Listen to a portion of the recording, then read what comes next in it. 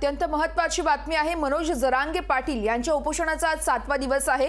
जरांगेंची आता तब्येत कुठेतरी खालावत चालली आहे। जरांगे यांनी उपचार घ्यावे असे हायकोर्टाने निर्देश दिलेत। मात्र सगळे सोयरे कायद्याच्या अंमलबजावणीसाठी जरांगे उपोषणावरती ठाम असल्याचे पाहायला मिळतात। राज्यभरातून खरं तर हजारो मराठा बांधव हे अंतरवाली सराटीमध्ये एकवटल्याचे पाहायला मिळाले। मराठा समाजाने जरांगेंना उपचार घ्या अशी विनंती देखील केल्याची सध्याची माहिती कळते।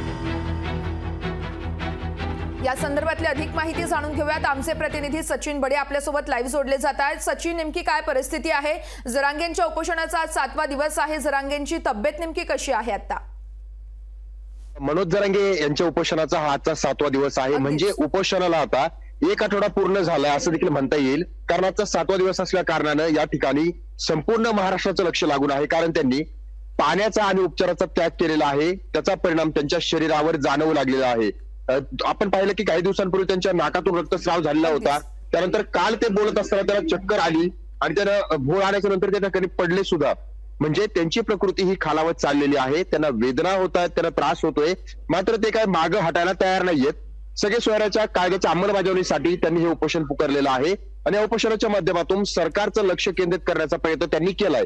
मात्र मनोज जरांगे या उपोषणामध्ये एवढे भडकलेत की त्यांनी अखेर सरकारवर शिवराळ भाषेचा वापर केलाय। सरकारला शिवराळ भाषेच्या माध्यमातून आमच्या मागण्यांकडे लक्ष द्यावा अशा प्रकारची जी काही इशारा जो आहे किंवा दम जो आहे तो मनोज जरांगेंनी दिलेला आहे। त्यामुळे मनोज जरांगे यांची प्रकृती कुठेतरी खालावत असताना दुसरीकडे सरकार लक्ष देत नाहीये हाच आरोप मनोज जरांगे यांनी केलेला आहे।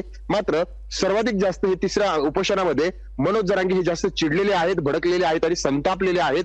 त्यामुळे सरकारची काय भूमिका असेल याकडे सर्वांचं लक्ष लागून आहे। सचिन, आपण पाहतोय हायकोर्टाने देखील निर्देश दिले जरांगे पाटलांनी उपचार घ्यावेत। या संदर्भातली अधिकची माहिती काही कळू शकली आहे का?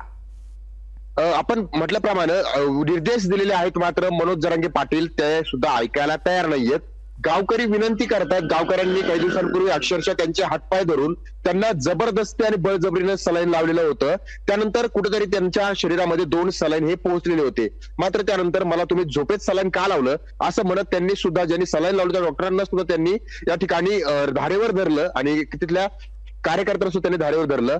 मात्र दुसरीकडे जे काही निर्देश देण्यात आलेले आहेत उपचार घ्यावे त्यासाठी, तर आता ते उपचार घ्यायला अजूनही तयार नाहीयेत, ते ऐकायला तयार नाहीयेत। कारण त्यांना असं वाटतंय मी जर उपचार घेतला तर असं वाटेल सरकारला किंवा इतर काही लोकांना की मी माघार घेतोय आणि मग माघार जेव्हा घेतली जाते तर मग तेव्हा याचा परिणाम कुठेतरी वेगळाच होतो। म्हणजे ज्यासाठी केलंय कुठेतरी ते यशस्वी होणार नाही। त्यामुळे त्यांना कुठेतरी या ठिकाणी भीती वाटते की जर आम्ही या ठिकाणी योग्य पद्धतीने जर हे आंदोलन पुढे नेलं नाही आणि आमच्या पत्रात काही पडलं नाही तर मग समाजाला कुठेतरी निराशाच मिळू शकते। निश्चितच सचिन, तू या संपूर्ण घडामोडींवरती असाच लक्ष ठेवून राहा। तुझ्याकडून प्रत्येक अपडेट आम्ही घेतच राहणार आहोत। तुर्तास धन्यवाद तू दिलेल्या सविस्तर माहितीसाठी।